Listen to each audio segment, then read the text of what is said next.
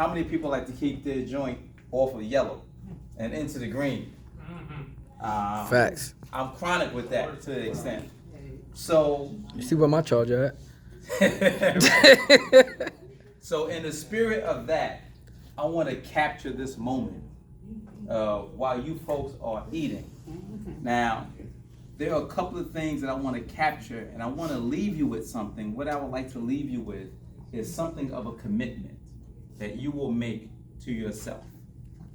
You're going to get to pick and choose which of the items I'm going to present that you will actually commit to. So the first thing, how many of you were hungry before you began eating? Raise your hand if you were hungry before you began eating. All right. All right, excellent. Thank you. Put your hands down. With that being said, how many of you are looking forward to being full? Show of hands. And you ate that food. Now, I say being full as opposed to being satisfied intentionally. Being satisfied is I'm no longer hungry. But subconsciously, when we are hungry, what we end up doing is we cross over being satisfied into being full. Is that fair to say? Mm-hmm. All right. So, one of the things that I like for you to consider is shifting your mindset, because that's really the mind that's at work. That's not necessarily the body. That's really the mindset that's at work. That's saying, I'm hungry, I want to be full. Put this food in front of me and let me smash it. All right, that's the mindset. Some of the ways that you can consider eating better, if you will, is to, now I'm gonna get you with this because everybody is chewing. Is there anyone in here who has an idea of how many chews they're making before they swallow their food? It's supposed to be 30, but I'll take about What 15. it's supposed to be or what we're doing? What you're doing right now, is anybody counting their chews? 10. I probably get a good 8. So now I'll ask the question, as an adult, how many chews minimum should you have before your food theoretically is ready to be swallowed in the process of digestion? 30. I'm gonna go with 25. I'm gonna go with 25. So 30 is the minimum for an adult. But for eating food like this, especially the greens, you're talking about 100. Oh man. Now, this is with the goal of masticating your food such that it is in as close to liquid form as it can be before swallowing. So that is the goal. All right. So that's one thing for you to consider. Here's something else for you to consider. How many of us snack in between meals?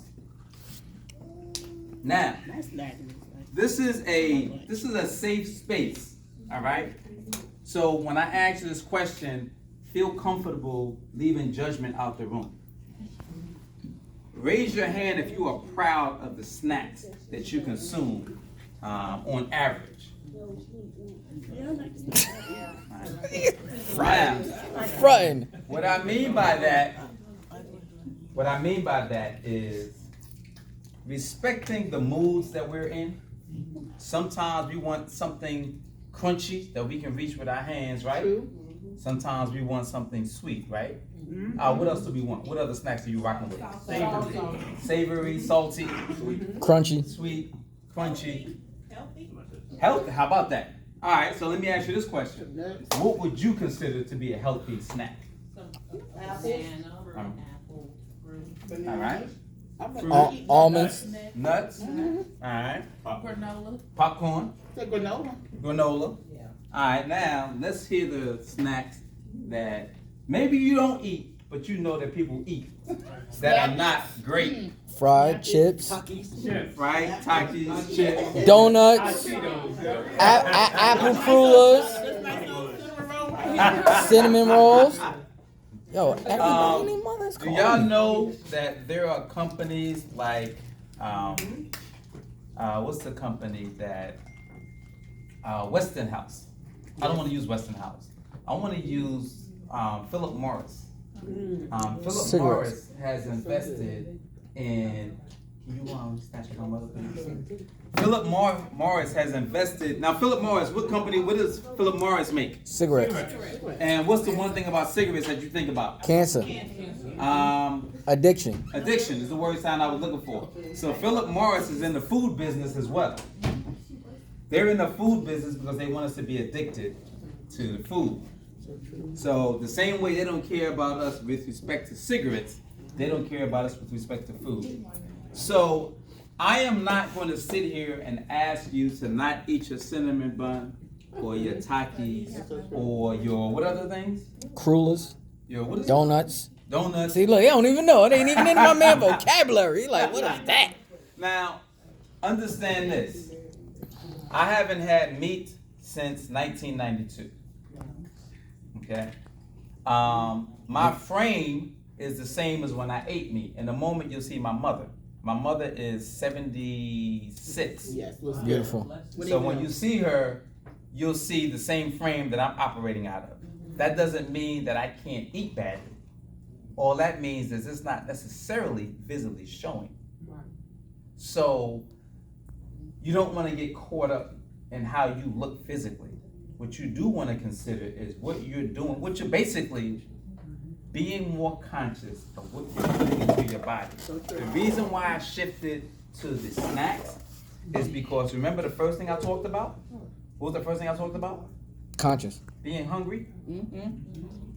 If you snack effectively, you can circumvent the desire to bum rush your body with food out of a hungry state, right?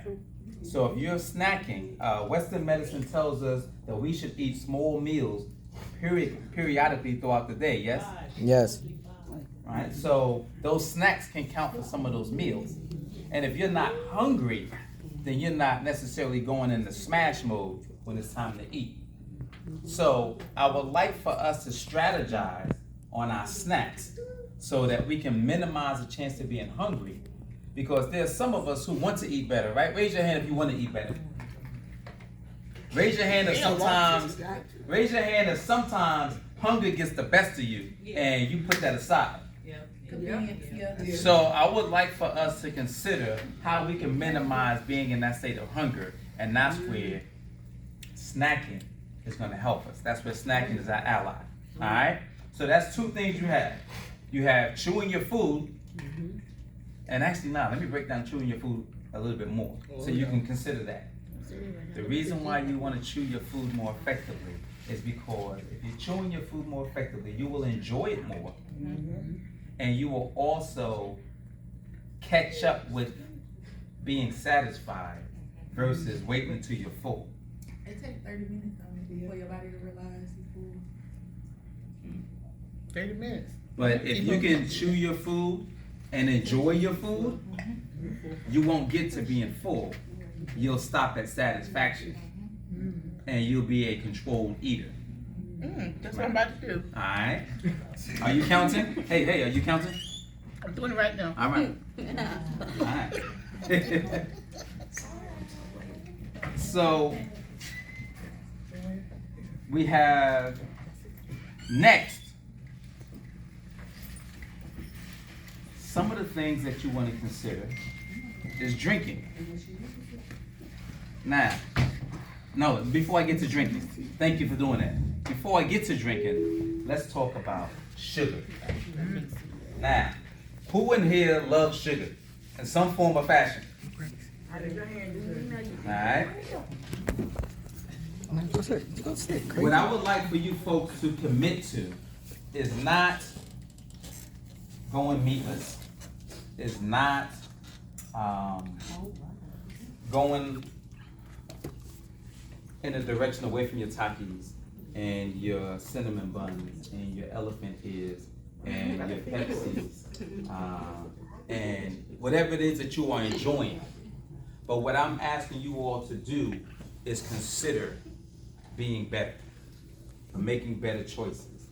And if you can start by making one better choice a day, you will change things drastically in your life. So if you're normally drinking 3 Pepsis, drop it down to 2. If you're normally eating 2 cinnamon buns, drop it down to 1. If you're not eating any dark leafy greens daily, then figure out how you can find something that's going to serve you. If you're going to Chick-fil-A, go ahead and get the, what's the name of the salad? The kale crunch. The Crunchy Kale, the Kale Crunch. Make a power move for yourself, because we are all here.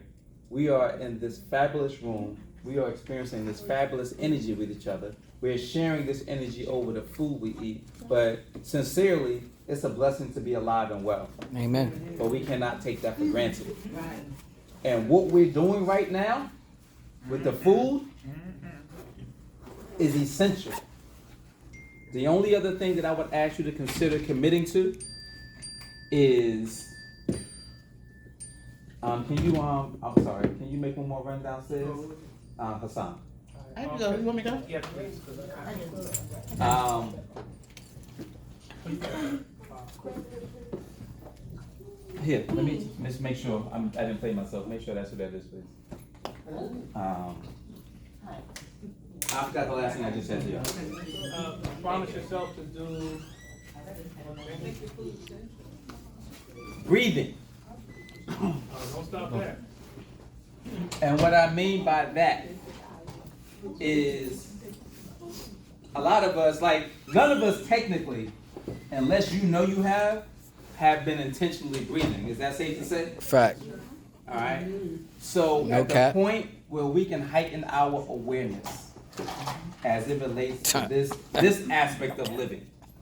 Somebody else will talk about the physical, as far as the movement. Somebody else, we've had a conversation about the financial, but we'll talk about that. But the awareness of breathing and the benefits of that, aside from it being detoxifying, it's also calming. It's also allowing us to make these better decisions that we need to make.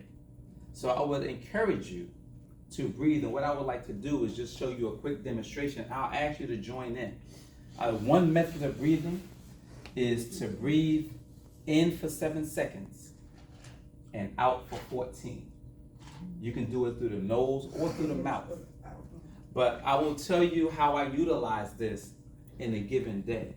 If there's someone I'm going to interact with, and we often have tense interactions, I will go into the conversation or the situation breathing, and I will maintain my breathing through that situation. If I'm successful, then I can maintain it all the way through, because that's what's going to keep you centered and grounded.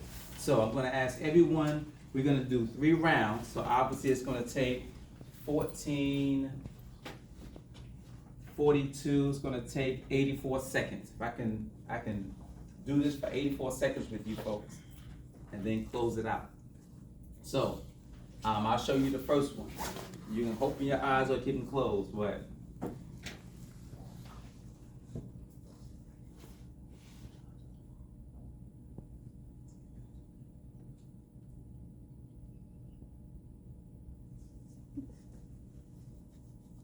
that's round 1. So we're just gonna do 3 rounds like that. All right? So, and for how long? Out for how long? In for 7 seconds, or 7 counts. In for 7 counts, out for 14 counts. Now I just did through the nose inhalation, through the mouth exhalation. All right? Do we need to stand? You don't have to stand, because what I want you to do is, whether you're driving and you're sitting in traffic and you building up some road rage, I want you to be able to utilize this. When Good. you're hungry and you're getting hangry, A night? I want you to be able to utilize this. All right? So Jeremiah? as you're sitting, that's fine. So here we go.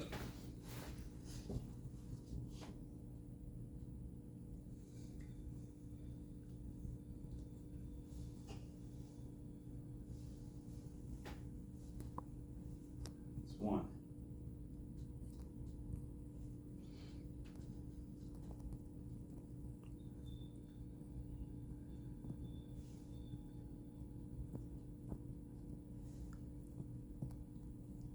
It's 2.